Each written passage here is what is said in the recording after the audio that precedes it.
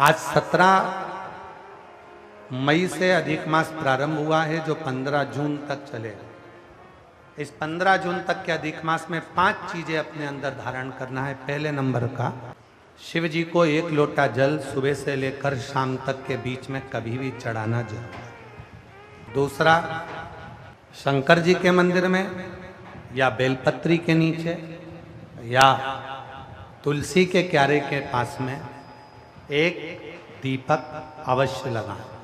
चाहे सुबह लगाएं चाहे शाम को लगाएं, तुम्हारी मर्जी पड़े तब। दीपदान जरूर करो, जल जरूर चढ़ाओ।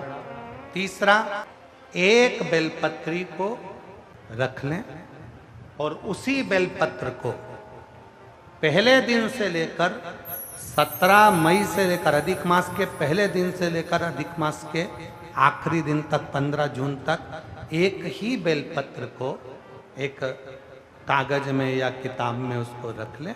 उसको रोज शिव जी को समर्पित करें। श्री शिवाय नमस्तुभ्यम बोलकर अपनी कामना करें। वापिस उठाकर उसको अपने किताब में रख लें। फिर कल वापिस समर्पित करें, फिर वापिस रख लें, फिर वापिस समर्पित करें। 1 महीना अधिक मास का, पुरुषोत्तम मास का, यदि एक ही बेलपत्र को सर्वत्र चढ़ाया जाए, उसी बेलपत्र को बारंबार समर्पित करा जाए और उस बेलपत्र को अधिक मास पूर्ण होने के बाद फिर उसको जो आप मालपुआ दान करते हैं उस मालपुए के साथ अगर दान कर दें तो जिंदगी में कभी किसी के दरवाजे पर हाथ नहीं फैलाना पड़ेगा। भगवान इतनी बरकत आपको प्रदान करे। एक बेलपत्र, वही बेलपत्र पहले दिन से चालू होती है। किसी भी शिवलिंग पर, चाहे पार्थिव पर चढ़ा लो, आप चाहें तो अपने, हम गुरुजी हम वहां पर नहीं है, हम कथा में रहते हैं, हम कथा सुनने जाते हैं, तो हम कहाँ चढ़ाएं? एक कंकर उठाओ, पार्थिव पे चढ़ाओ। पेड़ के नीचे पार्थिव बनाया, उसी पे चढ़ा के रख ली। फिर उसी को बेलपत्र को, उसी बेलपत्र को बारंबार पूरे अधिक मास के महीने में 1 महीने तक उसी बेलपत्र को चढ़ाना है, उसी को रखना है। फिर आखिरी दिन जो अधिक मास पूर्ण होगा उस दिन उस बेलपत्र को मालपुए पे रखकर शिव जी को चढ़ाकर लेके आना पहले, फिर मालपुए पे रखना और उसको रखकर फिर भगवान उस मालपुए को तुम दान। मालपुआ दान नहीं कर सकते तो तुम बतासे दान कर दो, पर मीठे के साथ उस बेलपत्र को दान किया जाता।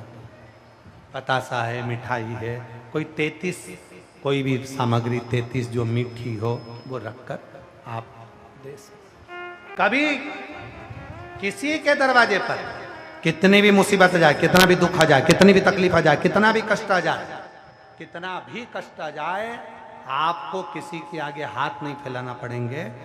लक्ष्मी की व्यवस्था स्वयं मेरा कुबेरेश्वर महादेव, मेरा महाकाल राजा, मेरा विश्वनाथ स्वयं एक बेल पर वही चलती।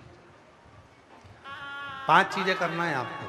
पहले नंबर पर जल, दूसरे नंबर पर दीप, तीसरे नंबर पर बेलपत्र, चौथे नंबर पर भगवान शंकर के मंदिर में नंदी के दोनों सींगों के बीच में से शिव के शिवलिंग का दर्शन।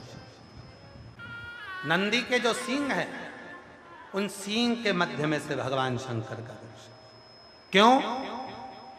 किस लिए? अगर पुरुषोत्तम मास में, अधिक मास में हम नंदी के दोनों सींगों के बीच में से शंकर के शिवलिंग का दर्शन कर लेते हैं तो अपने अंतिम सांस तक शरीर के अंदर कोई बड़ी बीमारी कभी नहीं आती, कोई गंभीर बीमारी कभी नहीं।